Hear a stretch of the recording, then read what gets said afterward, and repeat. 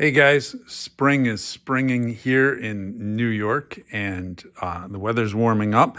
I'm out in my detached garage.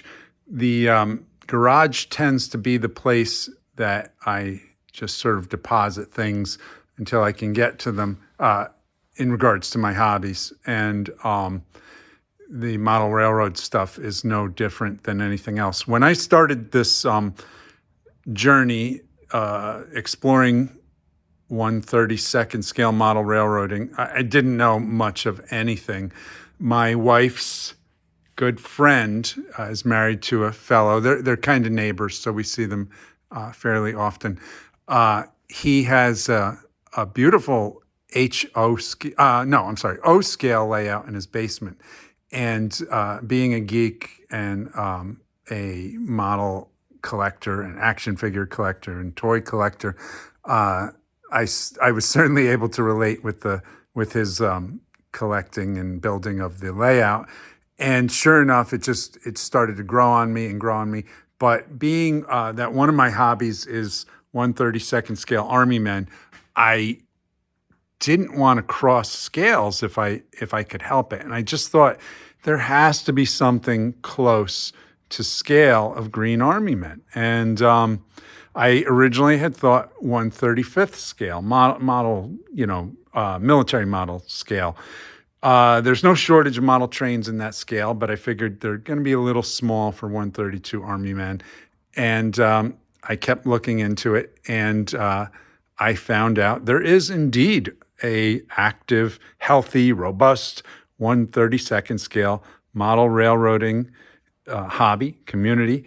It's just not all that present here in the U.S. It's more popular in the UK and in Europe. Um, Unfortunately, like everything else I seem to collect or get interested in, it's got to be expensive, of course. It wouldn't be right unless I'm throwing a lot of money at it. And it's past its heyday of availability. So it's on to the hunt with the secondary market again, and you're paying eBay prices or collector's prices. But I'm a pretty savvy buyer and a pretty thorough hunter when it comes to my collection. So I educated myself into what I was looking for and went down a couple paths. I'm not particularly sort of enthused on pursuing any deeper, but maybe my lessons can be imparted upon you guys and you can save a little money. So 1/32nd scale is larger than 1/35th scale, but some of us military toy collectors cross the lines. Sometimes you just have to you have to do what you got to do to get the scenes you want. And what I wanted to do is create a layout. I wanted to create an army battle tabletop playset type of thing. And I just wanted there to happen to be a train in there. I didn't really want to go down the model railroading hobby, but I did. And so here's where it started. I began researching, and there isn't a sort of fits all website to answer all your questions. You got to join forums, you got to shop, you have to watch videos. So I started with 1/35th scale. And what I did was I have a reserve of money I'm willing to spend on my hobbies. I'm actually fairly responsible with my bills and buying other people gifts and stuff like that. So I have to be very calculated with my spending. And I saved up and sold some things and waited till the holidays when the holiday sales would start. And I started picking out some 1/35th scale model kits. And particularly the German railroad stuff. That's where I wanted to go. I wanted to go with a German occupied town or build. Ideally, I wanted to build a German railway gun, and I still might one day. But anyhow, shopping around, waiting for the holidays, I got this German locomotive and promptly kind of stowed it here in the garage until weather gets warm or when I get some time to work on it. But it's still sealed in its plastic. But you got to keep an eye on these things on Amazon, on the hobby shops, anything, Andy's Hobbies, all these great websites that sell model kits. Occasionally, stuff goes on sale. You just keep watching.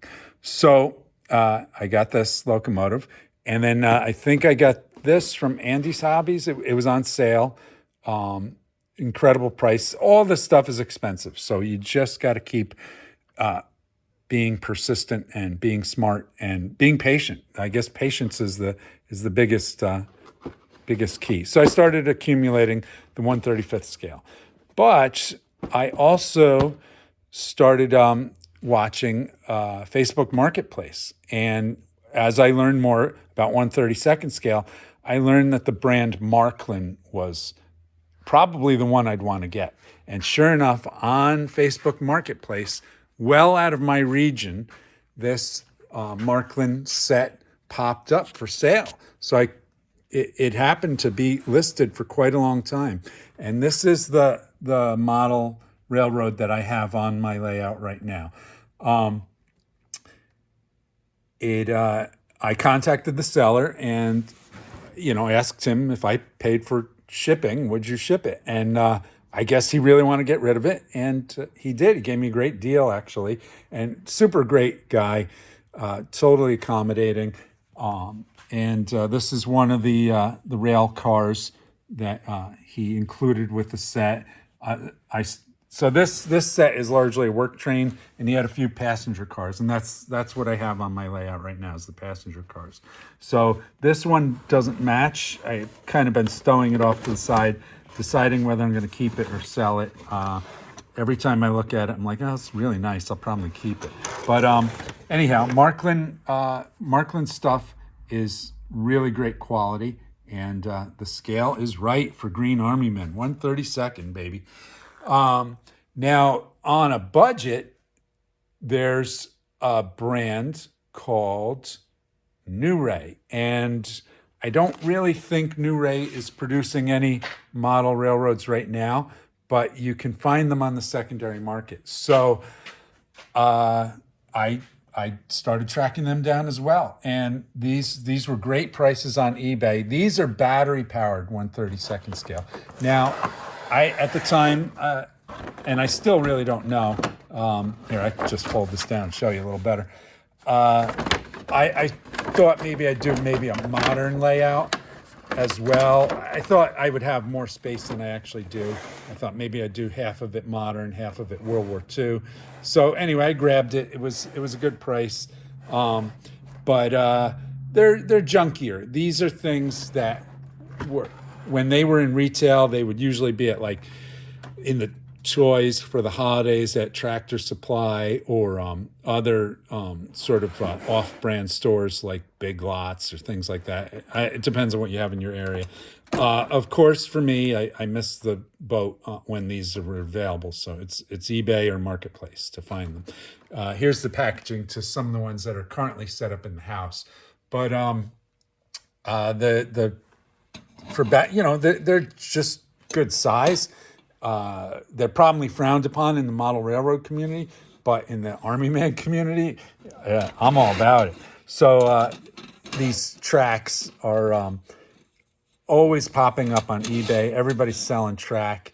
It seems like every track is curved, but the straight lengths are harder to find. But my outer track on my layout is this brand for the battery-powered trains. The inner track is the Marklin track, which uses a transformer to power the trains. But I still don't know the directions I'm taking this whole thing. Ultimately, I'm thinking I'd like to do an elevated track, but we'll see. I don't want to spend too much time on the railroad during the warmer months because we like to do a lot of outside work around here. To give you a little further snapshot on these New Ray trains, they always tend to be holiday ones as well, and it's just their basic New Ray train, and then they put holiday stickers on. Easy to remove, real basic trains. This is just a pull behind thing. A paint job would make this go a long way, and The good thing is you can use these New-Ray trains on the Markland track and just use your battery-powered locomotive on the Markland track. Unfortunately, because the New-Ray tracks are all plastic, there's no way to make the transformer-driven trains operate on them. However, there's radio-controlled trains, and there's just static models and things like that that you can do as well. More 132 scale goodness. Once again, emphasizing the virtues of Facebook Marketplace. This Markland locomotive popped up, and once again, it was a great price. It's missing the doors, but the dude selling it said he didn't know if it worked or not. You know, buyer's risk. So I gave him a lowball offer, and he went for it. And it's kind of sluggish, but I oiled it up and sort of polished the wheels, made sure they made good contact using a Scotch-Brite pad, and now she works like a charm. So that's a win on Marketplace. Onto some other sort of avenues with the 132nd scale stuff. Once again, during the holidays, I got this thing. I think this was from Amazon for a good price. This is one of those wooden cutaway model kits. It is indeed 132nd scale, at least according to the label. It's I don't know what that is. I think that's Polish. I'm not quite sure, but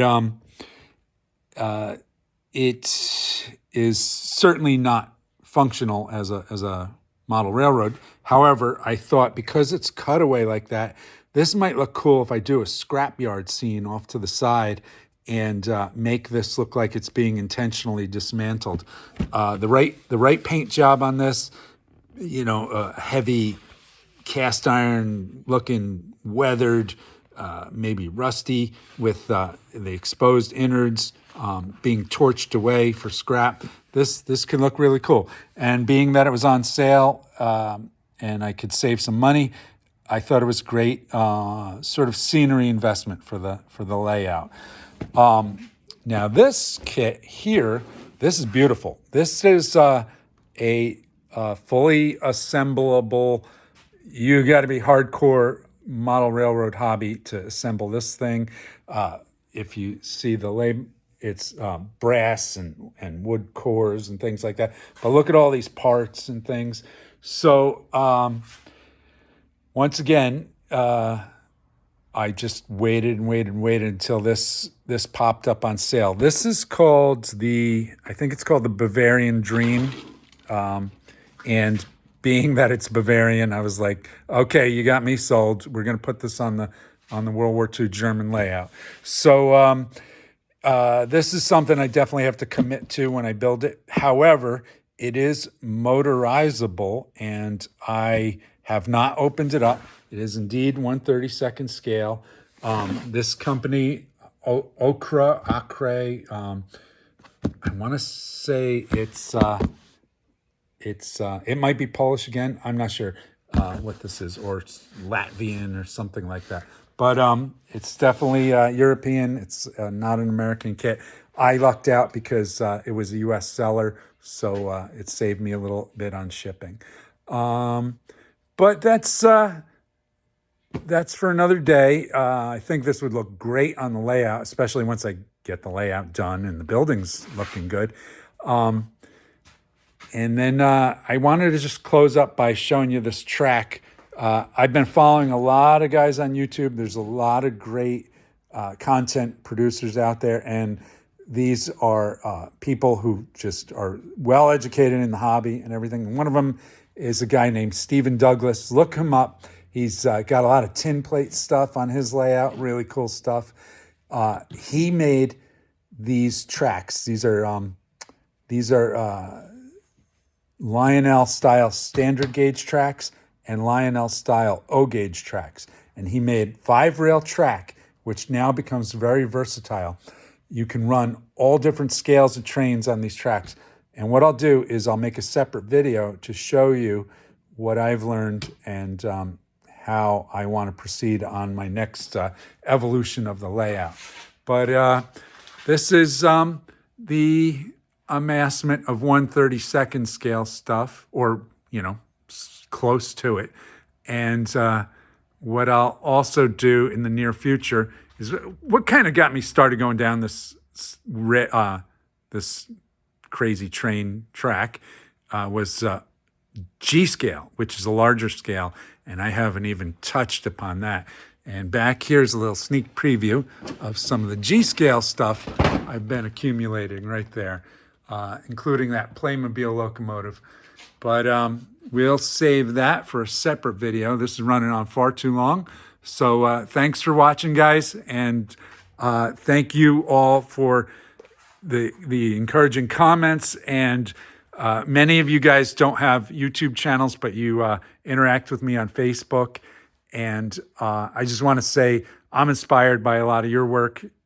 You guys give me the ideas, and I thank you for that. It's really cool. I wish I had a lot of local friends here who were into this, but maybe it's a good thing because it's probably better for my wallet that everybody's at a distance. But anyway, just want to say thanks, and I like seeing your stuff. Take care.